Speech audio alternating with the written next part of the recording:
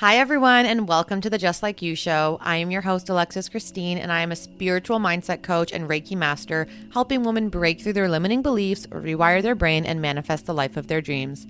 Just Like You is a podcast for all of the divine souls looking for guidance on their healing and ascension journey. We explore the depths of the universe, hold space for vulnerable conversations about spirituality and self-development, delve into the esoteric things like how to manifest, star seeds, the astral realm, and shed light on taboo topics such as plant medicine and so much more. I am honored that you are here to take this journey with me. I want everyone listening to be able to leave each episode feeling inspired and having learned something tangible to take away into their day-to-day life. If you feel called to work with me or explore this work deeper, please reach out at imalexischristine.com or you can DM me on Instagram at iam.alexischristine.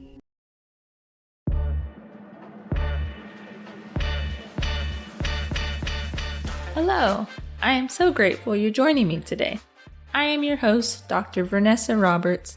I am a licensed marriage and family therapist and author who helps others reveal and embrace the unpackaged versions of ourselves.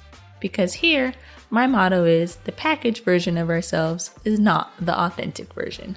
In this podcast, you will hear courageous stories and conversations that I am sure you can relate to, and you will leave with actionable strategies that will inspire you to embrace your authentic self. Welcome to All Things Authentic.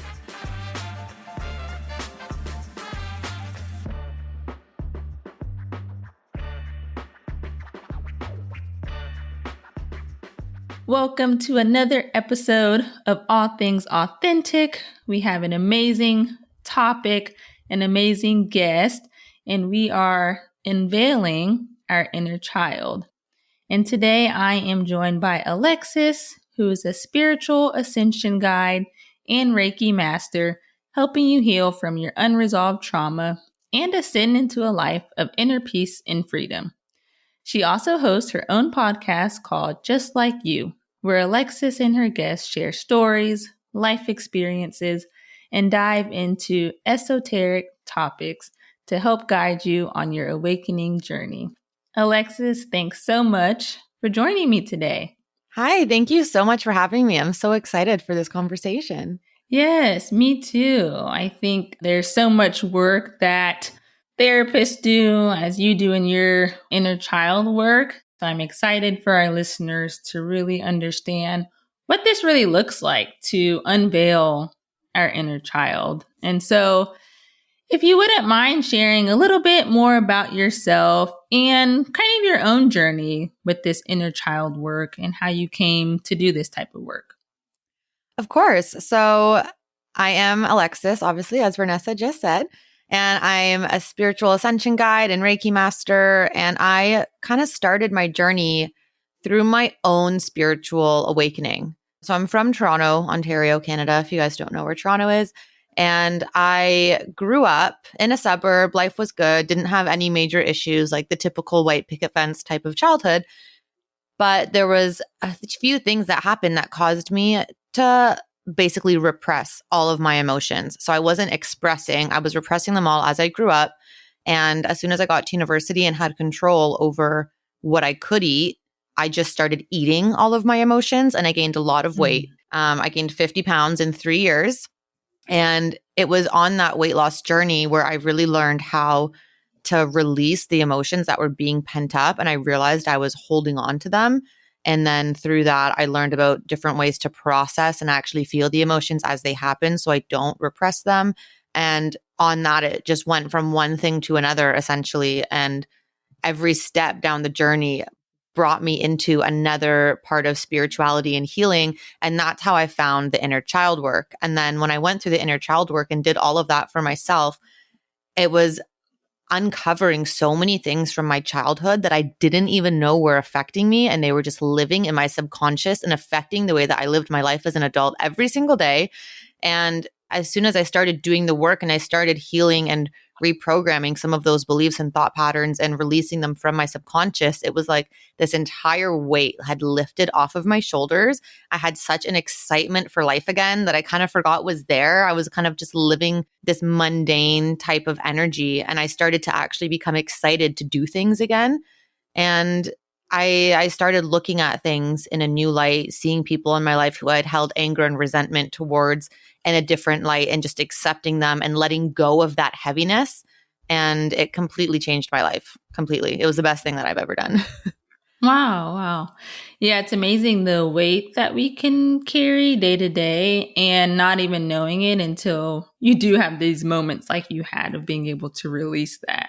Yeah, exactly. When you live with it day to day, you don't notice that it's there until you start feeling better. And then you look back and realize how bad it was. You just think, oh my gosh, how did I live with that?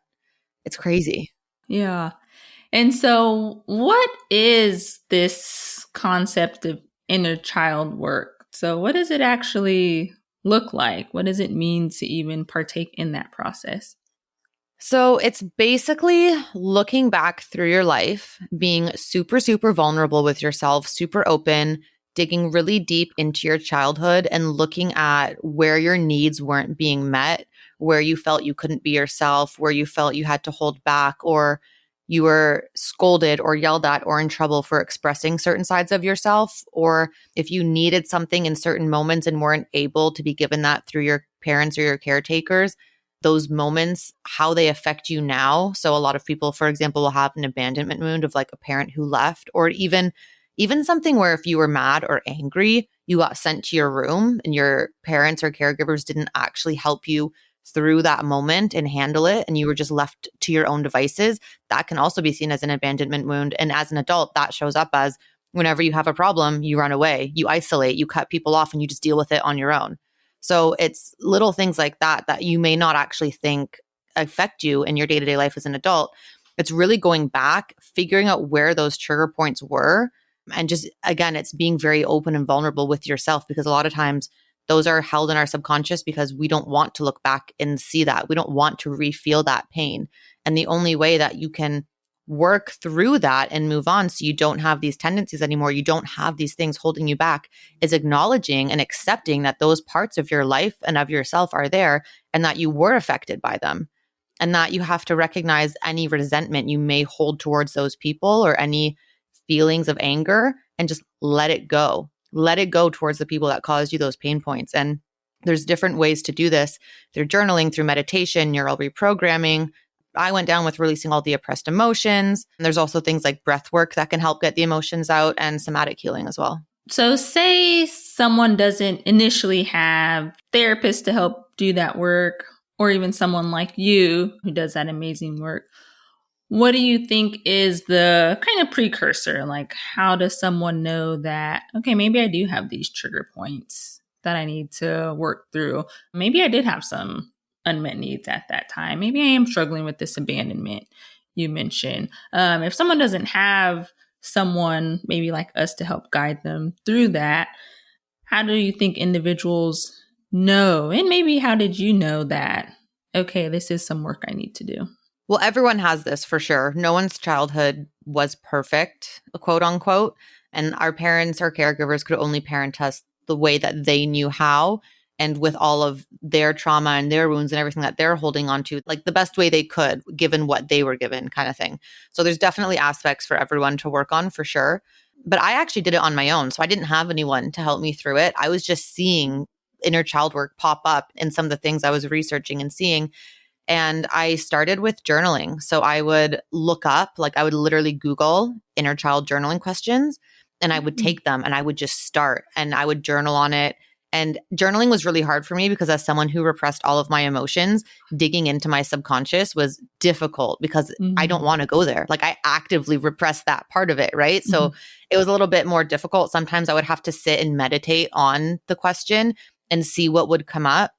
But yeah, just journaling on it is a really good way to do it. Or if you have a big resistance to journaling, like I did, you can also look at the people closest to you or the people in your life and look at where you're judging them. Because a lot of times the things we judge in others are the things we don't accept within ourselves. And the reason we don't accept it within is because someone along the way has told us that it's not okay. So whether it be friends, parents, a teacher, some guy at school who was teasing you because he liked you, but actually that hurt you deep down when you were a kid, anything like that. So just looking at where you're holding judgment towards others and then reflecting it back to your own life and seeing where you don't feel safe to express in that way or be what it is that you're judging. Good place to start.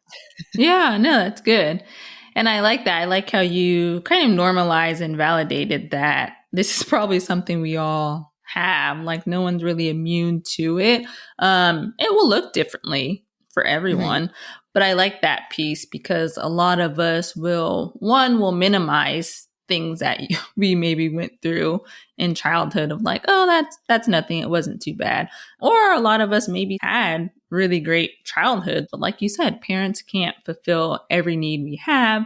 Things maybe happen at school, different situations. And so some of these things might still stick with us. But a lot of us think that, oh, childhood was great, no complaints. I don't have any inner child work to do. So I like how you normalize that. No, we all probably have some type of work. There's some feelings that we harbor and carry with us more times than not. Yeah, definitely. It's interesting because I feel a lot of times people have resistance to it as well. They don't want to think that there's anything wrong. And I want to make this clear, there is nothing wrong with you when you do inner child healing or you do shadow work or you're doing any type of self-development. There's nothing inherently wrong. You're not fixing anything. All it is you're, I don't even want to say the word healing, but you're bettering yourself. You're Mm. creating a newer version of yourself that can handle stressors better or can handle intimate relationships better than you currently can. So you're just Mhm. retraining and learning and growing. You're not fixing, there's nothing wrong. Because I feel like a lot of people fall into that trap where they think there's something wrong with them or they think it's bad to have to work on yourself and that they're already perfect because they don't want to be seen as someone with something wrong. So I want Mhm. to clarify that. There's literally nothing wrong with you. You're just bettering and growing and learning. Yeah, being able to do that work, being able to acknowledge it, it just helps you show up differently to your life, to your relationships. And then, most importantly, this aspect of showing up differently for ourselves. And Yeah. that's kind of where this authenticity comes in, right? So, what were your thoughts or just your own journey on realizing that because of these repressed parts of myself, it was really hindering my ability to just be my authentic self? I literally have the best example for this, like spot on. So this is great. I, as a kid, was super self expressive, super hyper, bouncing off the walls.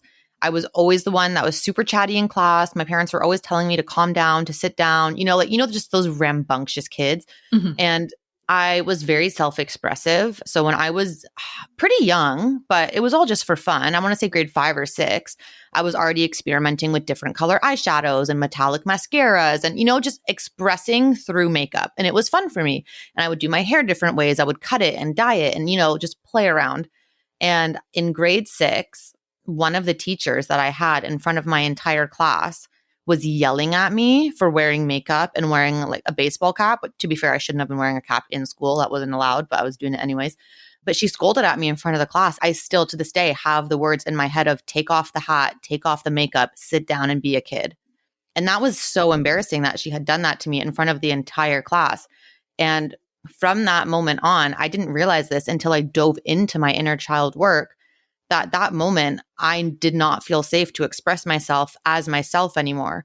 So although I was still expressing myself and being creative, I was doing that through all of the trends in society. So when we were all like 13, 14 years old and there was that huge emo kid phase where everyone was dyeing their hair black and wearing like black and neon green and bright red and that whole kind of look, I dove into that head first and I literally dyed my hair black, cut it up to my chin. Like I was still very overly expressive, but that Mhm. wasn't me. That wasn't who I was. I was Mm. using that as an outlet to express because that was the in thing to do because I didn't feel safe to express myself as me anymore.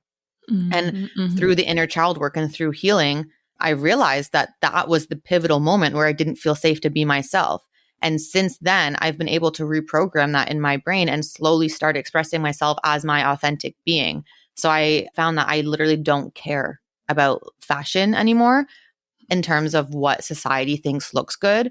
I'm focusing a lot on slow fashion and thrifting and finding things that I like and that I think look cool, not what the magazines or what social media is telling me I have to like. Same with makeup, same with jewelry. Like I'm still very fun and expressive, but I'm letting go of the societal norms for it and just kind of doing what I like. And it's the same even with my job. So the fact that I'm a spiritual ascension guide and a Reiki master, there's a lot of judgment that comes with that. And for a really long time, I didn't feel comfortable embracing that side of myself. I felt a lot of shame and embarrassment around it because I was nervous about what other people would think or that I would be scolded again.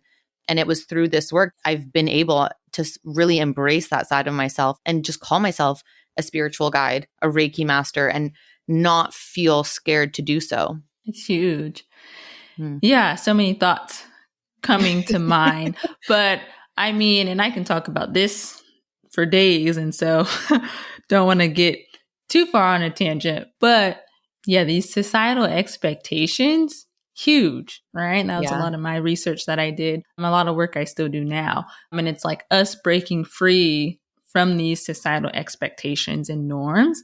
And even as you were speaking about, how you expressed yourself in childhood, where it's like you wanted to talk more and wear your makeup a certain way, and almost being like, I don't know, I wouldn't say the extreme of silence, but in a sense, and I think this can be maybe true for a lot of different people, but I'm thinking too specifically just for women within our society, where it's like, don't express yourself too much. No, you're talking too much. Just sit there. And so it sounds like that was a big piece also, which can very much limit and hinder like how we express ourselves, how we see ourselves, how we see ourselves in relation to other people too. Yeah, definitely. I think comparing is a huge thing as well. The way you just said, seeing with ourselves with other people, comparing is huge. And then it impacts us as well, because if we're comparing ourselves and we feel so authentically different to who it is that we're hanging out with, and we're comparing ourselves to these people who are so different from us, we're going to start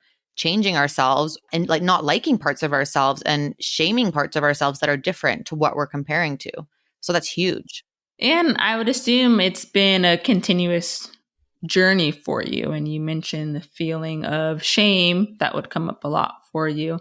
I mean, like I always mention, shame isn't something that we just overcome and we never experience it again. It's a very normal emotion and feeling that will always come. We just are better able to manage it, and give ourselves that compassion that, like, no, you are enough. But how do you think this continued journey has been for you with overcoming some of those feelings and just overcoming this inner child wound? Well, I will say that it's never done. So no matter how many layers you go through, there's always more, especially because you're continuously living and experiencing new things. So every new experience can bring up something that you haven't tapped into before because it's completely new. It's honestly felt very freeing.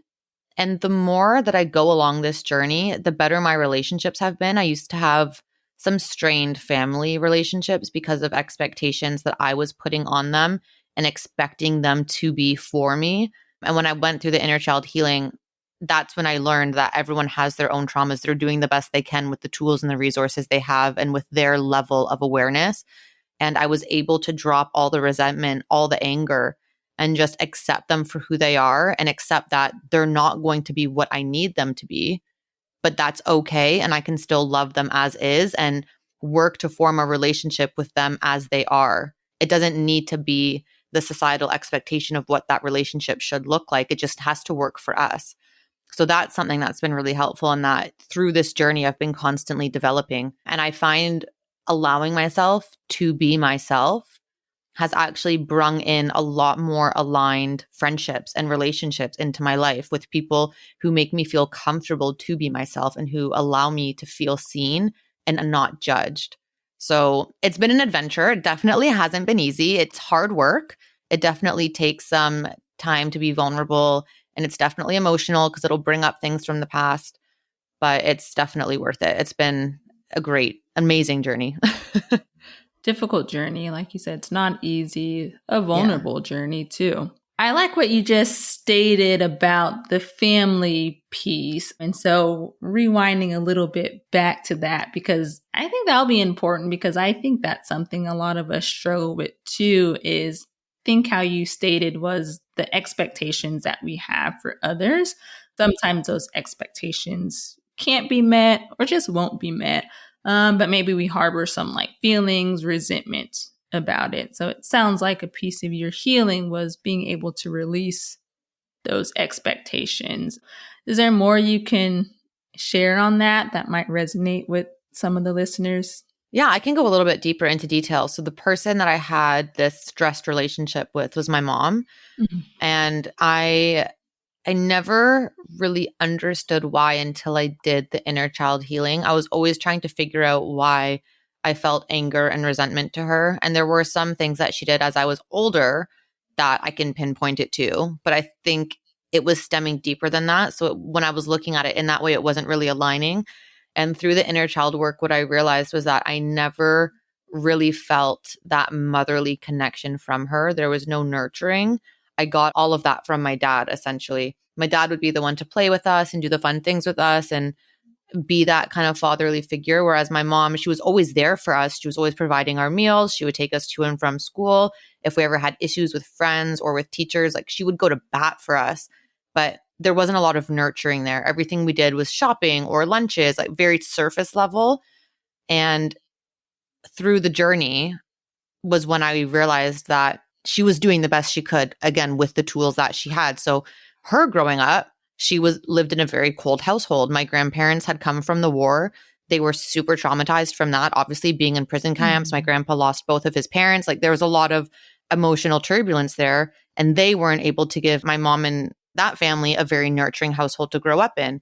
So she grew up in a very cold household in that way. And so it was hard for her to kind of show us love and show us the nurturing kind of motherly side because she hadn't been given that. She hadn't been taught that. And that wasn't something I ever would have become self aware to if I hadn't done this inner child healing. And as soon as I kind of figured that out and made that connection, all the anger, all the resentment, it just floated away from me. I didn't even have to actively try and get rid of it. It was just gone because it was then that I understood that she was holding that back on purpose. It was that she didn't know how. So it wasn't anything to be mad or to be resentful for. Yes, would I have wanted more as a child? Of course, but you can't have these expectations on people when they don't have the tools to do it, if that makes sense. Mhm, mhm. Expectations always end in disappointment because you're putting the bar way up here. And that's something that for you, that's what you're expecting, but that doesn't mean that they can necessarily fill that. It's still a strange relationship. It's not perfect, but I've learned to accept her as she is and work on building it from there rather than trying to work backwards and turn her into the person that I want her to be, if that makes sense. Yeah, yeah, it does.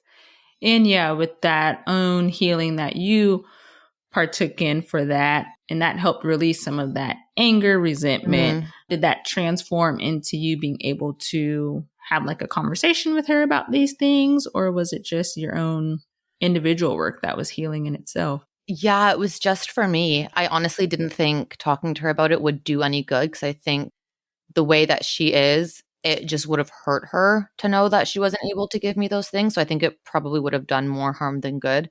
But that's a very personal decision to me. So every situation will be different for whoever's in Mhm. it. But that was just the right decision for me. And I was able to move on from that. I didn't need to Yeah. kind of tell her everything that I'd been through.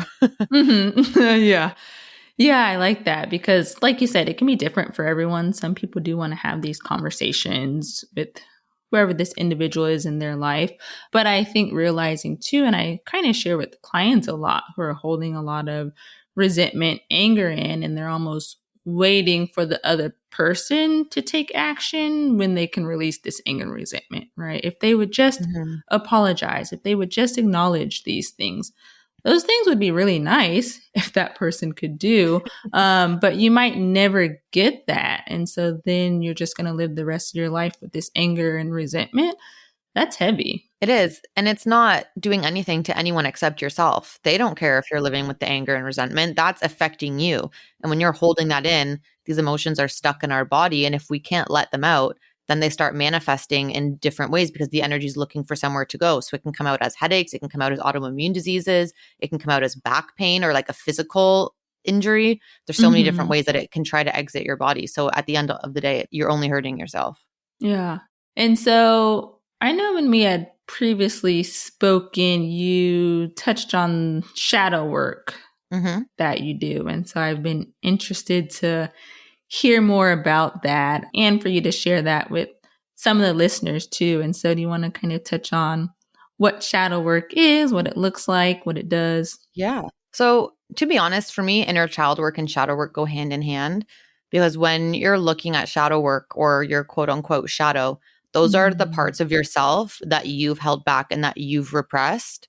And normally it's because you've been made to feel badly about them. So I'll give an example. If you were a kid, or not even a kid, maybe even like a teenager at school, and you were super, super into art, and someone told you, so whether it was your parents, a teacher, a friend, whoever, that art was not a real career, or that you were really bad at it, or, gave you some sort of critique that made you feel insecure about it, you could then hold that in, stop doing art because you feel self-conscious about it, or you don't actually believe that you're worthy of being an artist, or that you can succeed as an artist, or that you're good at it. And then you kind of push that to the side, follow some other sort of life path. And then you're always insecure about the fact that you're artistic. So you're embarrassed to draw, even if it's just doodling, or you're embarrassed to express yourself creatively because you now feel that art is a shameful thing to be partaking in or to be doing. That's a shadow aspect of yourself because it's an authentic piece of who you are that you're pushing away, you're repressing, and you're embarrassed of. So when you're doing shadow work, it's acknowledging and accepting those aspects of yourself and learning to embrace them again rather than hiding them away. And the reason why I say it goes hand in hand with inner child is because a lot of the things that we do repress about ourselves can happen in childhood. So a lot of times when you're doing the inner child work, you'll find shadow aspects of yourself to work through. But that's not to say that it only happens in childhood. It can happen in a relationship. For example, if you're an adult and you have a partner who's making you feel worthless all the time and is always telling you how horrible of a human you are, how bad you are at certain things, etc., that's really going to lower your self-worth. And then in the next relationship you go into, you might be embarrassed to put yourself out there. Like if they told you were horrible at cooking, you might be scared to cook now. You stop cooking and you're hiding that part of yourself, and it could be something that you loved, but they've made you feel really bad about it. So now you repress that side of yourself and you're scared to let that out. You're scared to embrace it or to actually do it in front of others. That's still a shadow aspect that you can work through. I like that because I'm able to even visualize it, right? Right now I'm visualizing myself standing with shadows, right? I think we all can visualize what our shadow looks like. And so from what you're describing, our shadows are the parts that we're repressing though. Or that we're embarrassed of. So for example, when I was overweight, I was really embarrassed about being overweight. So when I was doing my shadow work and I envisioned myself as like my shadow human, I was super huge and I was like almost a gremlin because I was embarrassed of how much I was relying on food for emotional comfort and safety. And I always had the view that people were judging me for eating, especially if I was out and eating something unhealthy like fried foods. Even now, I'm still always like, are people judging me because I'm eating pizza? Like, because it's in that shadow of yourself. So it's not necessarily something that other people are projecting onto you. It can be something that's self-projected as well. Yeah. And I'm even visualizing it as, I guess the shadow can be anywhere if you're visualizing it. But my vision is the shadows are maybe behind us, right? Because we try to hide them. They are repressed. If I can just not see them, and if no one else can see them, right? They can stay behind me, then I feel like I can live in this place of not being scorned again, not feeling this shame. Yeah, exactly. I really like that visualization. And so the most difficult part is coming out of those shadows. Yeah. So again, it's about being vulnerable with yourself and learning to accept it. So the thing is with shadow, it's not about fixing it or getting rid of it. You're literally accepting that part of yourself. You're trying to pull it out of the shadows and almost shine a light on it and feel okay to be authentically you and to allow those parts of yourself to be expressed, to be seen by others. It's a process of creating more self-love for yourself and accepting yourself to be authentically you as a whole. What would you say? And maybe there's some individuals that you've worked with where the shadow is just so overbearing. It almost creates like this cloud, right? It just becomes part of your identity where you feel that trying to connect with this authentic self, you don't even know who that person is. You don't even know what that looks like.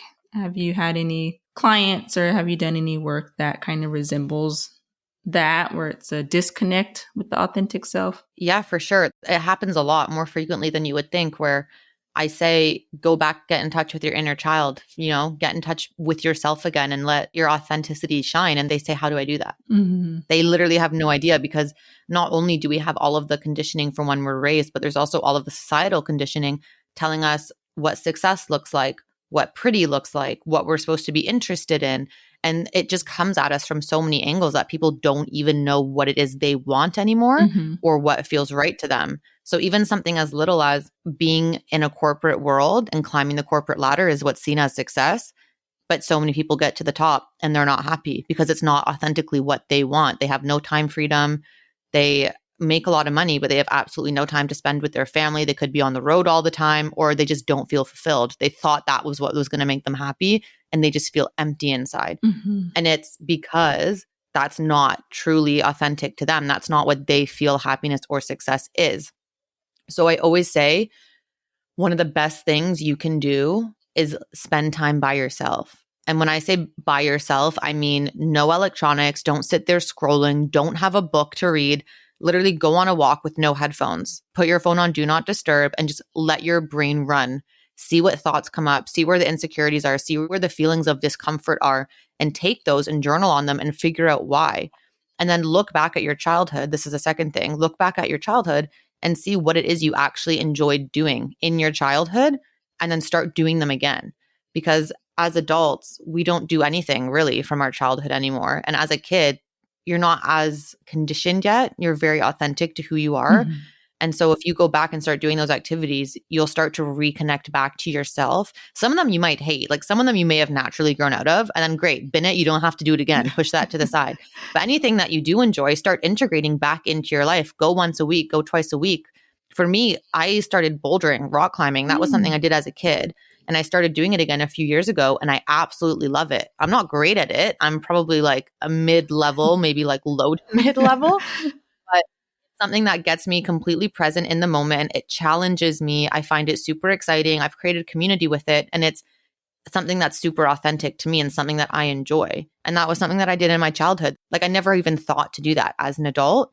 And the more activities that you can do that feel authentic to you and that light you up and excite you, you'll start to connect with yourself. This concept of play, right? We associate play with kids, with childhood, which it is a big piece of that, but it doesn't stop as we enter adulthood. It just maybe looks a little different, unfortunately. But again, it doesn't have to. Yeah, like you said, you can think about things that you specifically did in childhood that maybe you want to immerse yourself in again. I think what we think is play is really just filling ourselves with all these distractions. And so your first point of like people sitting with themselves undistracted, oh, I know that's going to be difficult. It's hard. Foreign concept. Like, what do you mean sit there? Like, no phone, no TV? It's almost impossible for majority of us to do. And I realize that a lot of the work I'm doing with clients, where it's like, meditation isn't for everyone. It's going to look differently for everyone, but can you sit still for 3 minutes? And most can't. We're like working up to it of like, let's start with 2 minutes. Okay, now let's move to 3.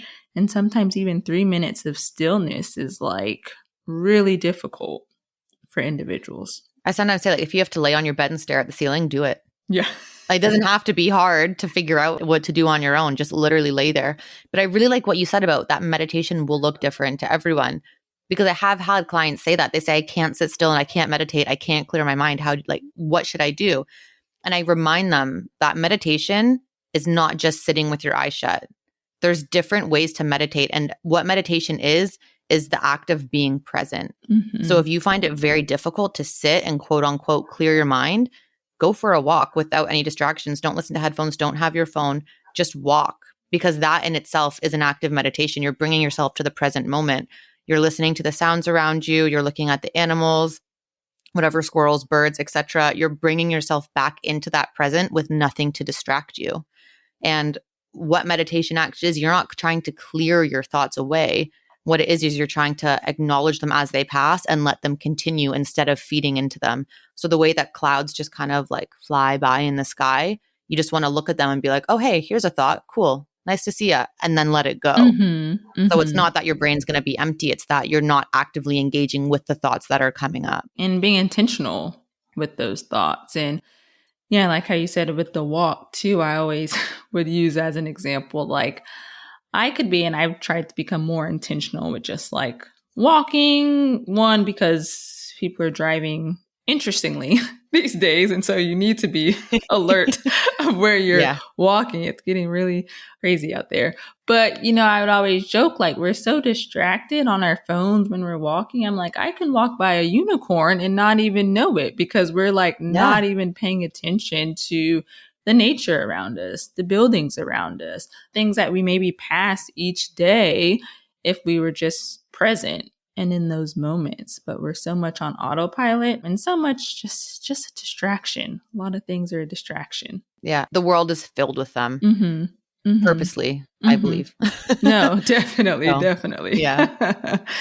Well, I mean, you've pretty much already given some nice golden gems. So maybe there's some others that you have. Any other Yeah. golden gems? Just 2 to 3 actionable steps if you do want to start getting into this work. The 2 that I just summarized, going back and trying to connect with yourself again and reconnect to who you are. So if you think that going back and kind of opening up some of those trauma points might be a little bit too much for you right now, but you do want to slowly get into it, that's something that's super easy that you can do. Just learning how to play, reconnecting to yourself, spending some time alone, figuring out what it is that you actually like away from the societal conditioning. The other one that I had already touched on was look at where you're judging others, especially those close to you. Mm-hmm. Take those judgments and reflect them back to you or to your own life and look at where you're playing small or where you're holding yourself back, because there'll be some areas in your childhood that you can probably connect it to that are just hiding in your subconscious mind that are controlling your actions and how you react in your day to day. And then the third one, which we haven't talked about yet, is grab a journal and just start journaling on all the areas where you feel like you're held back in your life. So whether that's something like you feel held back at work for some reason, or you feel like you're holding yourself back in certain areas, you don't feel safe to be your full self around certain people or in certain situations, who those are, why you don't feel safe, maybe why you're feeling judged and by who, like kind of go through all the different aspects and try and kind of create a full circle on those areas. And you can look back and kind of journal and connect it to a root cause somewhere in your life. So you might see the same situation mirroring itself in a lot of different areas. Mm-hmm. And a lot of times it'll connect back to one feeling or one emotion that you're feeling in all these different areas that you can bring back to your childhood and connect there somewhere. And then you'll find that trigger point that you can work through. Yes, I love all those. All of those are so valuable, so important. I really hope our listeners can at least do one of those, but preferably all, maybe not all at once, because like we've been discussing, this is a journey. So take your time when you journal, take your time with those things, but hopefully listeners can at least do one of those, even if it's just go play, do something, reconnect with yourself. And like always, with these amazing golden gems you all just received, share some of these things with me. Email, message, let me know what you're doing so I can share that with others and we can help inspire others. And I know Alexis has been such an inspiration for us this episode. I still keep visualizing my shadows. Like, what are some other shadows that I have? And so that's probably going to stick with me the rest of the day, even though I've heard this plenty times before with this shadow work, inner child work. But still something about this conversation is sparking that vision for me of like, there Oh, might be good. some more shadow work that I can even partake in. So I Yeah, really of love course. that. And because of all this amazing work you do and then amazing information you have, do you want to share with listeners how they can keep in contact with you, any of your services that you provide? Yeah, for sure. So, actually, one thing I want to say first is don't fall into the trap of feeling like you need to constantly fix yourself. A lot of people, when they start doing the shadow work and the inner child work, because I did mention it's never ending. There's always things to be working on. Mm-hmm. They fall into this trap of they'll never be good enough unless they continuously heal. And because it never ends, it just puts you into this toxic cycle of never feeling like you're good enough or never feeling like you're okay or whole as a person, because there's all these things to do. So I just want to reiterate, it's okay to take breaks. It's okay to take time off. You're allowed to just live your life in between spurts of inspiration when you want to do some self-development. There's nothing wrong with you. You're just learning and growing through things.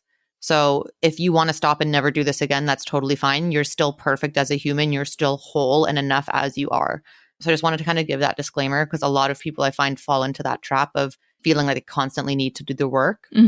But wherever you want to talk to me, you can do that through Instagram at iam.alexischristine.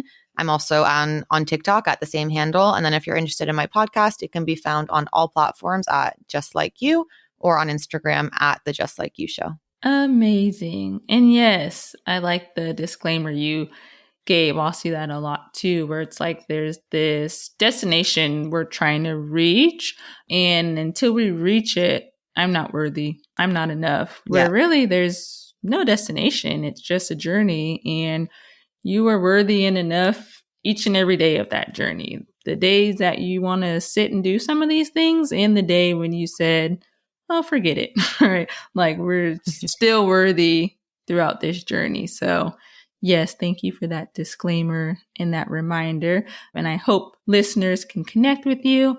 I look forward to connecting with you again in the future and listening in to your podcast as well, and hearing the amazing work that you're doing. Well, thank you. Thank you so much for having me. This was so great. I hope that everyone listening gets something out of this. I think they will for sure. Thank you so much.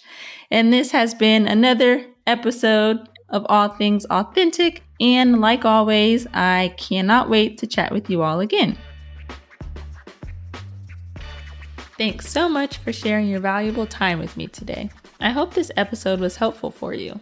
And if so, make sure you subscribe to All Things Authentic, and feel free to rate this podcast and leave a review. Don't forget to share this episode with your friends and family so we can help inspire others. You can visit my website, drvernessaroberts.com, to find information about my services or my books. And you can always keep up with me on Instagram or Facebook at Dr. Vernessa Roberts. If there's a topic you would like to hear about, send me a message and let me know. This is All Things Authentic. And remember, the best version of yourself is not the packaged version. Stay intentional, know you are worthy, and always embrace your authenticity.